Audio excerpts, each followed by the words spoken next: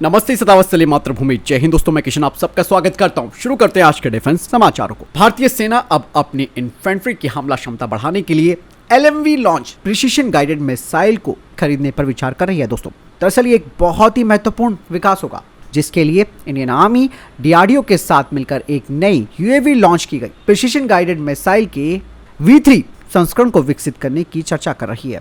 और इस मिसाइल को यानी कि इस ULPGM V3 को लाइट मोटर व्हीकल्स पर इंटीग्रेट किया जाएगा, जिससे कि हमारी पैदल सेना की यूनिटों को एक शक्तिशाली हथियार मिल जाएगा दुश्मनों के ठिकानों को खत्म करने के लिए। और कहा जा रहा है कि ये जो ULPGM V3 होगी वो अपने पहले वाले संस्करण यानी कि ULPGM V1 की तुलना में काफ़ी शक्तिशाली और रेंज में भी ज़्यादा होगी। जहाँ तक V1 की बात की जाए तो इसकी रेंज सिर्फ 4 किलोमीटर है, लेकिन दोस्तों V3 की रेंज लगभग 12 किलोमीटर हो सकती है और ये एक एक्सटेंडेड रेंज होगी, यानी कि अधिक दूरी पर लक्ष्यों पर हमला करने में भारतीय सेना को ये सक्षम बनाएगी। इससे हमारे सैनिकों की सुरक्षा भी बढ़ेगी। और ये जो ULPGM V3 है उसकी सबसे प्रमुख विशेषता ये होगी कि इसकी कोल्ड लॉन्च क्षमता, यानी कि इस मिसाइल को हॉट लॉन्च की आवश्यकता के बिना लाइट मोटर व्हीकल से लॉन्च किया जा सकता है। इससे जो वाहन चालक दल और वाहन है उसके नुकसान होने का जो जोखिम है वो भी कम हो जाएगा।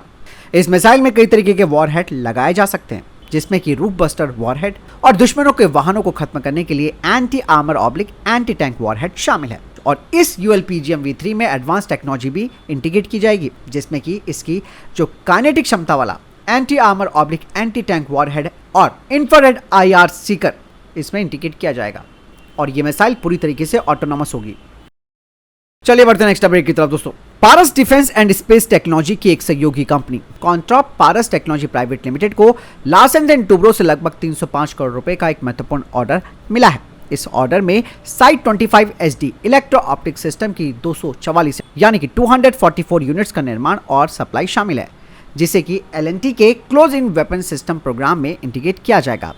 साइट 25 SD EO सिस्टम ये एक हाई परफॉर्मेंस टारगेटिंग साइट है, जिसे कि विभिन्न वाहनों और हथियार स्टेशनों पर इंटीग्रेट करने के लिए डिजाइन किया गया है और ये विभिन्न ऑपरेशनल जो चुनौतियां हैं उन्हें प्रभावी ढंग से संबोधित कर सकती है। साइट 25 SD की कई विशेषताएं, जैसे कि इसका गायरो स्टेबलाइजेशन जो कि किसी भी चुनौतीपूर्ण स्थिति में सटीक यानी कि प्रिसाइज टारगेट ट्रैकिंग सुनिश्चित करता है। इसके अलावा मीडियम रेंज टारगेट एक्विजिशन और सभी मौसम में काम करने की क्षमता। यही नहीं, ये एक वर्सेटाइल इंस्टॉलेशन है, इसे लैंड व्हीकल्स और नेवल व्हीकल्स में भी इंटीग्रेट किया जा सकता है। बढ़ते हैं नेक्स्ट अपडेट की तरफ, जो कि AMCA फाइटर जेट प्रोग्राम को लेकर आ रही है। और AMCA फाइटर जेट के लिए दोस्तों अब इलेक्ट्रो ऑप्टिकल टारगेटिंग सिस्टम तैयार होना शुरू हो चुका है। बैंगलोर की company optics and allied engineering private limited ने भारत के AMCA प्रोजेक्ट के लिए इलेक्ट्रो ऑप्टिकल टारगेटिंग सिस्टम को समायोजित करने के लिए डिजाइन किए गए एक सिंगल सफायर हाउसिंग का अनावरण कर लिया है। और यह डेवलपमेंट AMCA की ट्रैकिंग क्षमताओं को बढ़ाने और इस फाइटर जेट को वैश्विक यानी कि global 5th generation fighter jet मानकों के अनुरूप बनाने की दिशा में महत्वपूर्ण कदम माना जा रहा है। ये जो EOTS है ये high performance light weight multifunctional system है, जो कि हवा से हवा और हवा से सतह पर सटीक लक्ष्यकरण यानी कि टारगेटिंग क्षमता प्रदान करता है। बता दें कि इसे AMCA के फ्रंट फ्यूजलाज में इंटीग्रेट किया जाएगा और इस सिस्टम में एक टिकाऊ सफायर विंडो होगी, जो कि अपनी स्ट्रेंथ और रेजिस्टेंस टू डैमेज के लिए जानी जाती है और ये विमान के स्टेल्थ क्षमताओं को बनाए रखेगा और इस फाइटर जेट का ये लो ड्रैग करेगा। और बता दें कि इस EOTS को high speed fibre optics interface के माध्यम से फाइटर जेट के सेंट्रल कंप्यूटर से जोड़ा जाएगा, जो कि रियल टाइम में डेटा प्रोसेसिंग और AMCA के अन्य ऑनबोर्ड सिस्टम के साथ आसानी से इंटीग्रेट करने की अनुमति देगा। वहीं दोस्तों रडार सिस्टम के विपरीत जो सिग्नल उत्सर्जित किए जाते हैं वो फाइटर जेट के स्टेल्थ प्रोफाइल से समझौता करते हैं, लेकिन EOTS एक पैसिव सेंसर सिस्टम है। मतलब साफ है कि ये एयरक्राफ्ट की स्थिति का पता लगाए बिना लक्ष्यों का पता लगाने, उन्हें ट्रैक करने और इंगेज करने की क्षमता को बढ़ाएगा और यह स्टेल्थ ऑपरेशन के लिए काफी महत्वपूर्ण भूमिका होती है। इलेक्ट्रो ऑप्टिकल टारगेटिंग सिस्टम आधुनिक यानी कि मॉडर्न फाइटर जेट्स में काफी आवश्यक हो गए और आप देख सकते हैं कि F-35 लाइटनिंग 2, चाइना का J-20 और तुर्की के कान फाइटर जेट में भी ये सिस्टम लगाया जा रहा है। यानी कि इस सिस्टम से एक बेहतर सिचुएशनल अवेयरनेस भी मिलती है और ये कॉम्बैट इंगेजमेंट को भी सक्षम करते हैं।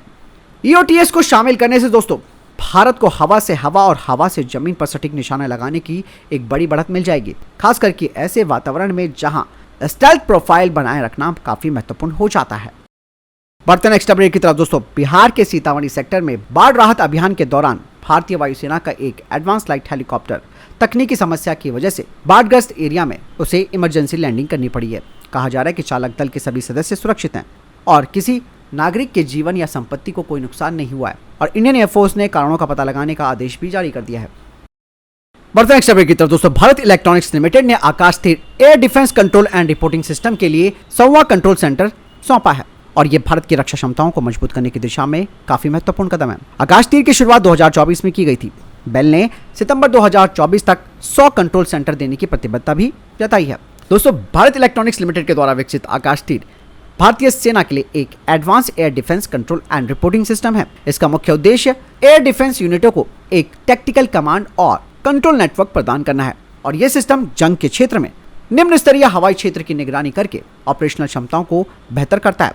यह ground based air defence weapon system को भी कंट्रोल करता है, जिससे एयर डिफेंस और ज़्यादा इफेक्टिव हो जाते हैं।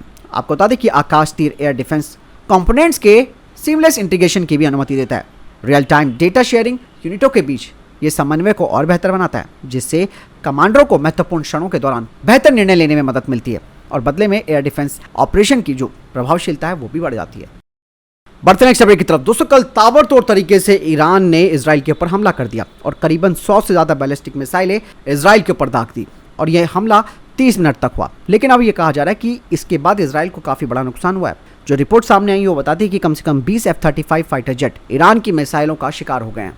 हालांकि इजराइल ने इस दावे की कोई पुष्टि नहीं की है, लेकिन अधिकतर जो मिसाइलें थी ईरान की उन्हें इजराइल ने हवा में गिराया। लेकिन जो वीडियो देखी गई है उसमें आप देख सकते हैं कि रैपिड फायर मोड में किस तरीके से ये जो बैलिस्टिक मिसाइलें हैं वो इजराइल में जाकर ब्लास्ट भी कर रही हैं।